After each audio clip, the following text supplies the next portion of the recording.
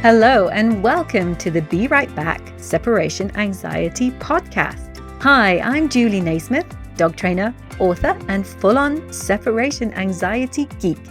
I've helped thousands of dogs overcome separation anxiety with my books, my online programs, my trainer certification, and my separation anxiety training app.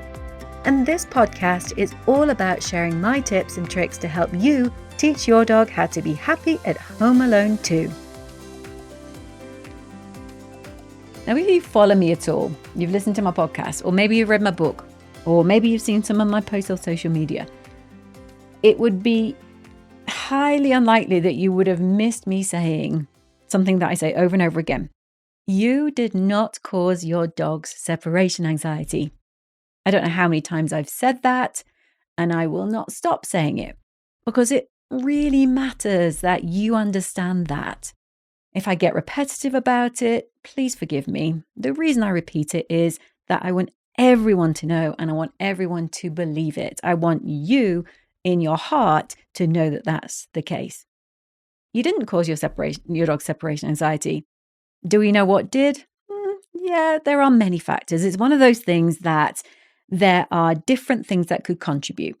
So the prime suspects are stuff that happened to your dog when it was a puppy. Stuff that happened to your dog when it was being carried by the dam. Genetics, things that happened to your puppy at 7 weeks old, perhaps, or things that did happen later in life. So there are lots and lots and lots of factors that can contribute.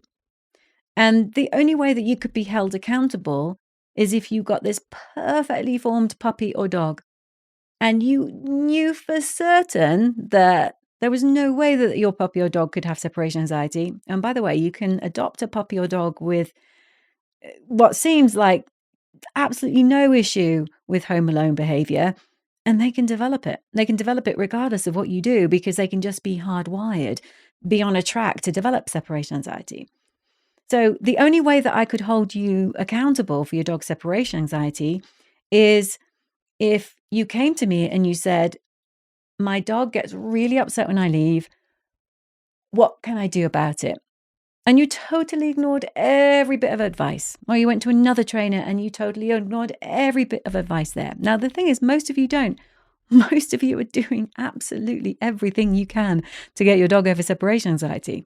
Can you see how if there's a multitude of different factors that can affect the likelihood that your puppy or dog will get separation anxiety, and if you're doing everything you can, or even if you're doing enough, it's not your fault. Okay, so I really think it's important that you let go of your guilt. Now, one thing, maybe this is the other side to the coin, perhaps not, that's not the right way of saying it, but it's also not your dog's fault. So if you think about it, there's lots of reasons why dogs develop fear and why they develop separation anxiety. But the reason that your life has been turned upside down, it's not your dog's fault either. But I've been where you are, and I really understand how much judgment you have to deal with, the guilt that we end up carrying, because it doesn't really matter, does it? How many times I tell you you didn't cause your dog separation anxiety. My suspicion is there's probably a tiny, tiny little voice still somewhere, or maybe not so tiny, maybe it's very loud, still saying, yeah, well, maybe I'm not doing enough. Maybe that time when I could have got back earlier than I did. Maybe I could have not had a COVID puppy. Maybe. And that's a problem, isn't it? We're really, really good at judging ourselves. But the more you say it, the more I hope you hear me say it, the more I hope you'll truly start to believe that it's not your fault. But let's get back to that point about it not being our dog's fault either. And what prompts me to say that is that earlier this week, I posted up a comment in one of my Facebook groups, and it went like this. You know you have a dog with separation anxiety, fill in the blanks. I was just really curious to see if separation anxiety or having a dog with separation anxiety was affecting all of us in the same way or in different ways, or just where people were coming from.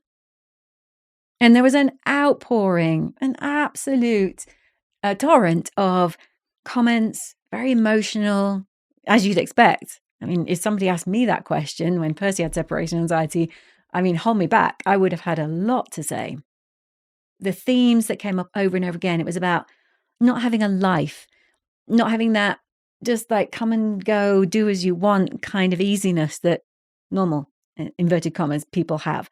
Having relationships that are affected by having a dog with separation anxiety because the people that are nearest and dearest to us, even, our other halves, sometimes don't understand what's going on with our dog, why we might suspend our lives so that we can help our dog get over separation anxiety. So tensions with our other halves, tensions with family, tensions with friends.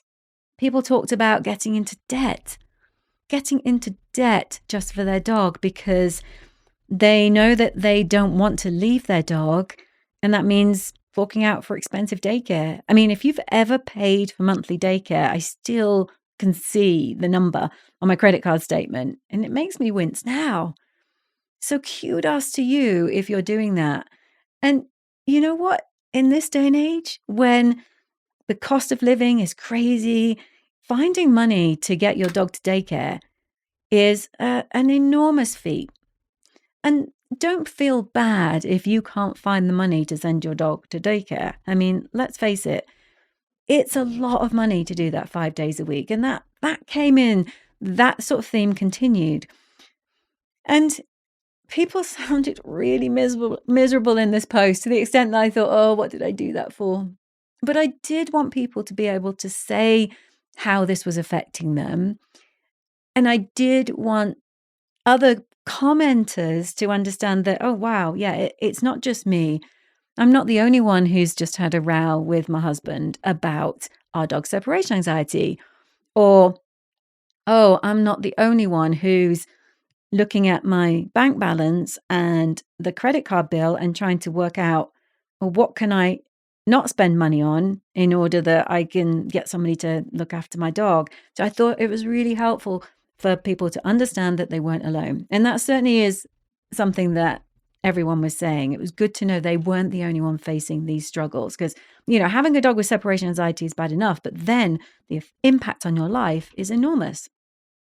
So the big theme seemed to be lack of control. So if I had to sum it all up, it's lack of control. And we know from research, in psychological research, that when people don't have control, it is a cause of misery and depression. So no wonder then that so many people are struggling because they can't make the choices they used to make. I felt so sad for everyone. It also took me back. It took me back to that time of feeling isolated, feeling cut off from people because if the dog couldn't come, I couldn't come. Or if I couldn't find anybody to have the dog, I couldn't come. Feeling like people just thought I was a bit crazy because, like, who turns down an invitation to, an amazing dinner because your dog can't come? Who says that? Yeah, it's not what most people say. So, and also just getting tired of explaining, tired of people forgetting that this is what I was trying to do. I was trying to get my dog over separation anxiety so that I could get my life back, so that I could do those things again. And reading all of your comments took me back, but also just made me so sad for all of you who are dealing with it now. But then in the middle of those comments, there was this that Samantha wrote. And she said, but it's not my dog's fault. He didn't ask her to come and live with us, she said. And he didn't mean to turn my family's life upside down. That really... There I am worrying about everybody in the post, but also Samantha's reminding us, all of us, that it is absolutely okay to feel bad about the situation we are in. We are human, and I don't want any of you to go around saying, oh, but it's not that bad. Oh, but it's not awful. It is. It can be really bad. It can be really bad when you have a dog with separation anxiety. What Samantha did was she reminded us that, our dogs are having a bad time too. Actually, most of them aren't, because if you're listening to this podcast, chances are you're somebody who's going out of your way to stop your dog being alone. And when your dog isn't alone, more often than not, they're okay. Now, there are dogs who are so focused and so fixed on their one or two people that when they are with somebody else, they suffer. But for a lot of dogs, just being with somebody else is enough. So they aren't suffering in the way that you are. But equally, as Samantha reminds us, we're not suffering because of something our dog did. It is not their fault that our lives are in this chaos and this state of lack of control and feeling like we're never, ever going to get back to doing what we used to do. And the reason it's not our dog's fault is, as Samantha said, we made the decision, didn't we? We made the decision to, if you think about it at a high level, we made the decision to domesticate dogs, and we made the decision to bring dogs into our world, to get them to come and live with us, which actually is a really unnatural thing. The real killer for dogs is that for the last 30,000 years, we've selected dogs over and over and over. We've selected the dogs that most want to be with us. That's how dogs ended up being so domesticated and so sociable, because the dogs that first wandered into the caves 30,000 years ago looking for food scraps, the ones that showed most affiliation to us, we fed more. The ones that liked us more got more scraps. And that got repeated over and over and over. So now we breed dogs who look like babies. They've got cute faces and big eyes because that makes us feel all warm and fuzzy. We love dogs that approach us with a waggly tail. So we're more likely to select those dogs to be bred. And over and over and over the years, over the generations, over the 30,000 years that dogs have been in our lives, we've chosen the dogs who most want to be with us. So no wonder then that they freak out when we're not around. I mean, actually, if the statistics are true, and I've no reason to doubt that there are probably around 20 to 25% of dogs who suffer with being home alone. Actually, when you think about it, the way we've selected dogs over the thousands of years, it's amazing that more of them don't have a problem with being left. Actually, studies do show that even if dogs don't have separation anxiety when we leave, plenty of dogs don't like it when we leave, which isn't really a surprise at all, is it? They like company, they're used to company, and they just want us to be around. We make the decision that they have to spend time alone with us. Now, of course, if a dog is going to live in our world, the reality of it is, for the vast majority of us, we aren't going to spend 24/7 with our dogs. I often hear people say, oh, it's all right for retirees because, they can be there for their dogs all the time. Well, guess what? Not necessarily. In fact, not at all. They may not be going to work, but people need lives too. I mean, we know after COVID, don't we, after the pandemic, the impact of isolation and what that has on our mental health. So as much as, I have met many retirees who do spend a lot of time with their dog because they can, with their separation anxiety dog because they can, they're desperate for community and contact and socialization again because it's really important for mental health. So they feel isolated because, having a dog with separation anxiety impacts them too. So there isn't that unicorn pet parent, that unicorn guardian out there who can be with their dog 24/7. It's not that there are some people whose lifestyles are totally suited to having a dog with separation anxiety. I'm not going to argue that there are some people whose lives are better suited. It's harder for some people than others. I'm not going to debate that. There isn't anybody whose life isn't affected, though, when they have a dog with separation anxiety. And if we're going to have them in our lives, we've invited them into our homes, they need to be able to cope with some time alone. That's the reality of being a dog. What we do with home alone training is we help dogs deal with that weirdness of not having their people around when actually companionship is really important. And for some dogs, really scary when they don't have it. So our dogs really are the innocent party in all of this. And here's 4 reasons why. So reason 1, and I just expanded on it, dogs aren't designed to be alone. We've picked the ones that want to be with us dogs are sociable by design. Then 2, as much as it can seem that they do, dogs don't do spite. You might think that when you come back and your shoes have been chewed, the back of the heel has been ripped by little needle teeth. You might think that when you see your dog and they have that kind of slinky look, that they feel guilty and they got to your best shoes in spite. They did it to get back at you. But the thing about dogs is, unlike humans, they don't do spite. They don't act in a Machiavellian way. They aren't nasty and scheming. They leave that all to us humans. Dogs just do what works for dogs. So if your shoes got chewed by your dog, it's not that your dog's mad at you for going out. They're doing it because chewing shoes makes them feel better when you're gone. It's either relieving some boredom or it's helping them feel less stressed.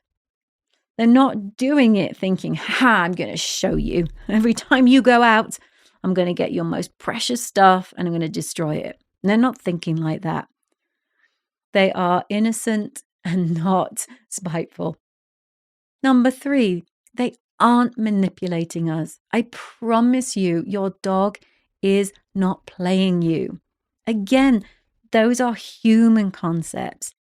In order to manipulate, in order to think about how to get back at somebody, dogs have to have an understanding of the impact of their consequences on how we feel. And as far as we know, as far as we can tell from all the research that's been done into dog cognition, when they do something at a certain point in time, they are not anticipating the impact that will have on our thinking or our emotion. In order to manipulate, that's what you need to be thinking, right? So if I do this, that's what's going to happen to you.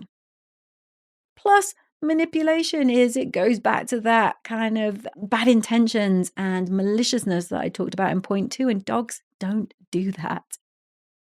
They are just trying to do what works for them.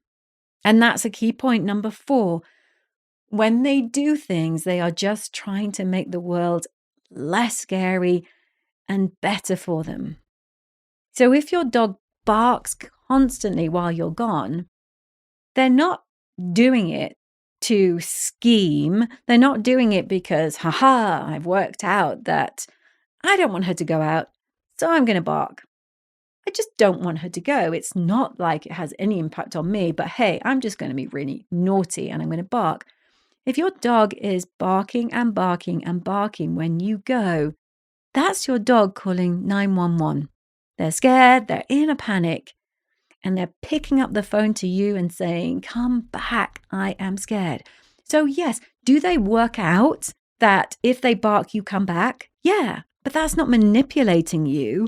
That's them trying to make things less scary. That's them trying to say, I need you, please come back. So of course they're going to bark because, if I need help, if I need an ambulance, I'm going to call 911. I'm going to learn that that's the right way to get instant medical help if I can't get to the hospital. Dogs learn in the same way, but it's not manipulation. It's just crying for help. So considering all of this, everything that you're going through, the impact that having a dog with separation anxiety has on your life, I do want you to step back if you haven't thought about this, and many of you have, and just remember that it isn't your dog's fault. And you can do that whilst at the same time feeling bad for yourself. It's okay. You absolutely have every right to feel pretty crappy about the situation that you're in. You are human. Your life has been turned upside down and you're struggling. And it's not incompatible with saying, but it's also not my dog's fault. And in fact, I know many of you do say that. And I know many of you do think that too. As much as you're suffering too, you know that the choice is that you change your life, or your dog suffers. And on behalf of your dog, I can't tell you how grateful I am for everything that you do for your dog. you are making a selfless decision to consider your dog's needs. You could just leave your dog day after day after day, but you're not doing that. And you know what? That's why your life is difficult, because you're doing the right thing by your dog. And I'm so grateful to you for that. And hopefully, by reminding ourselves that it's not our dog's fault, that they're not doing this just to make life difficult for us, maybe that can actually add to our resolve, the extra resolve that we definitely need if we're ever going to work through the training and get our dogs over this. You know, those times when you just think, I can't do this anymore, I am just done. And you just look at their faces and you realize that, yeah, I know you're not doing this to me. You're doing this because you're a dog. You're not doing this to be mean. That extra bit of resolve hopefully keeps you going, because I promise you, your dog wants to be okay on his own every bit as much as you do. So stick with the training.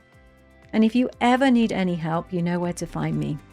Meanwhile, thanks for listening, and I'll catch you on the next one. Bye for now. Thank you so much for listening to this episode of the Be Right Back Separation Anxiety podcast. If you want to find out more about how I can help you further, head over to julienaismith.com. Meanwhile, if you enjoyed listening today, I would love it if you would head over to wherever you listen to your podcast and consider rating my show. Thanks so much. Good luck with that training, and bye for now.